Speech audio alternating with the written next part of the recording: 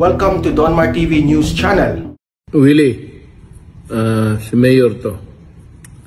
Kumusta ka? Matagal na tayo hindi nakita. Pero paragi itang nalaala. Dahil gusto ko sanang maging senador ka. Sabi ni Bong, medyo nagdadalawang isip ka. Pero ganun pa man, open yung slot no, until the last minute kung ayaw mo na. Talaga, pwede na tayong mag-usap ulit. Sana in the meantime, more success sa programa mo sa mga tao. At believe ako sa appeal mo sa masa. Mabuhay ka. Hindi kailangang magdesisyon agad ang mga nominado ng opposition coalition na Isang Bayan. Yan ang paglilinaw ng grupo matapos magpahayag ang ilan sa kanilang nominado na hindi pa sila desididong tumakbo sa 2022 elections. Sa ngayon, tanging si dating Senador Antonio Trillanes pa lamang ang nagpahayag ng interes na kumandidato. It's a big honor to be included in the list of nominees of Isang Bayan.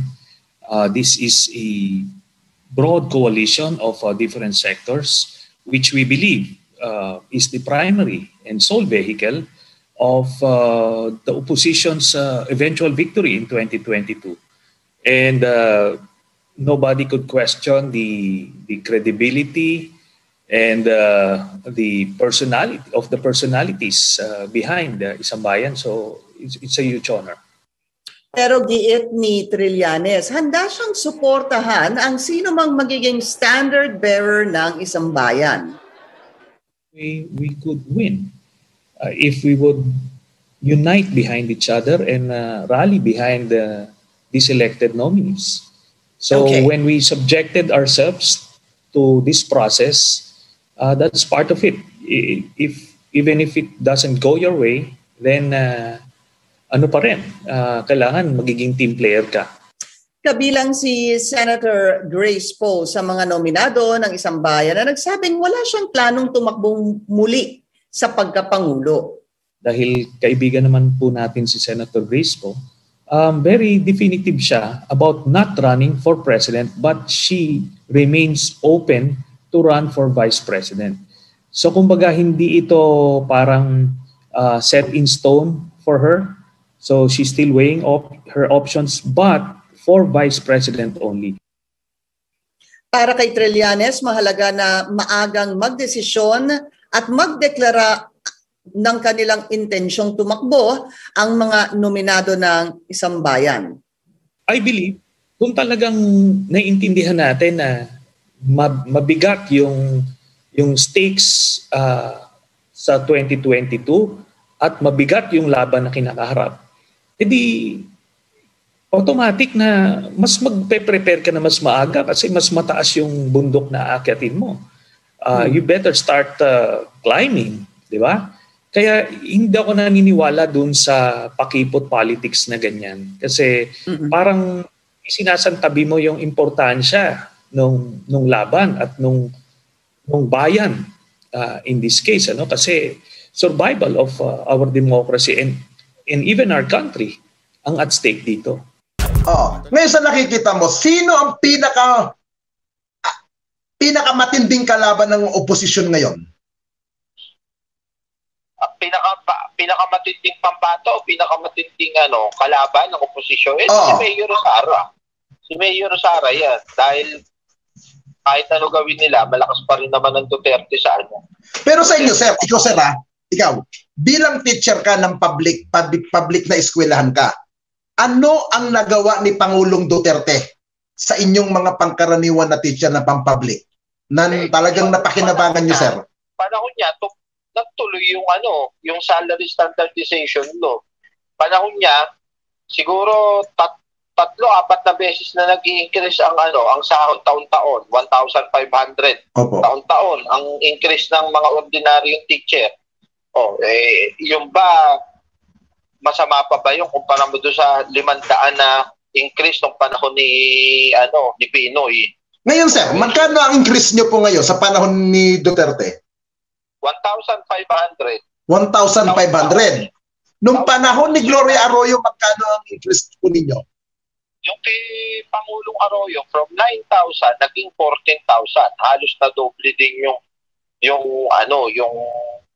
yung sweldo dahil do sa standardization law. Opo. Ngayon, nung panahon ni Pinoy, isang beses lang kami nabigyan ng increase, 500. Pero panahon ni Pangulong Duterte, pang-apat na taon na to. Opo. Na nag-i-increase kami ng 1,500. Opo. Ngayon, sir. Nung umupo si President si President Arroyo, natapos siya, naging 14,000 ang sahod ng teacher eh. Pagdating ni Noynoy, kulang-kulang 15,000 eh. Ngayon, 23,000 na, panahon ni President. Ngayon, sir, ibig sabihin yan, masarap ang buhay nyo ngayon under sa Duterte administration. Oo, kaya lang naman tayo nahihirapan ngayon at lahat naman nahihirapan talaga dahil sa pandemic. Opo. Pero kung tutusin, nag-increase din ang anchok allowance from 3,000 naging 5,000. Yung uniform allowance from 5,000 naging 6,000.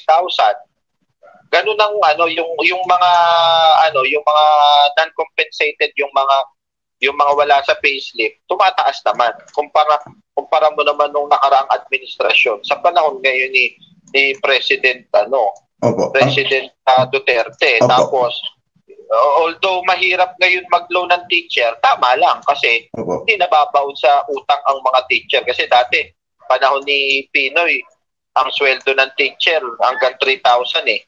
Hindi na pwede mag-loan. Pero ngayon, tinaasan, ginawang 5,000. Pag naka 5,000 ka na, hindi ka na pwede mag-loan.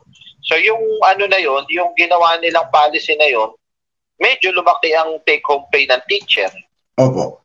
Naging 5,000 yung minimum. Pag naka 5,000 ka, hindi ka na pwede mag-loan. So maganda yun. Kasi hindi na mabaon sa utang yung mga teacher. Opo. Hindi nabibiktima ng mga tinatawag nilang loan shark.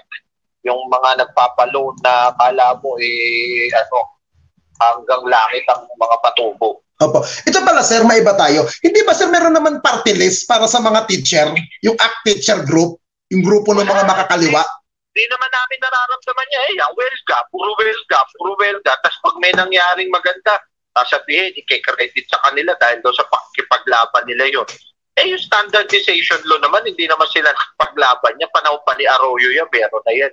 Panahon pa ni Pangulong GMA, meron na. Kaya yung mga sinasabi nila na panahon nila, sila nakipaglaba, katartaduhan yun.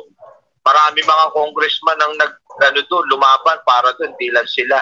Hindi naman nila, kahit ang mga pag tatanungin mo yung mga ordinaryong teacher, nangungulekta nga sila ng nangungulekta sila sa teacher ng 20 pesos buwan-buwan para doon sa union fees daw na saan napupunta yun? Ilan ang teacher sa Pilipinas? Kulang-kulang 800,000. Times mo yan sa 20 pesos. Di may panibagong pondo na naman ng NPA. Kaya kami sa Taguig, hindi kami wala kaming ganyan. So, pumirma ng petisyon ng mga teacher sa Taguig na hindi kami po pwedeng kolektahan ng 20 pesos ng ACT.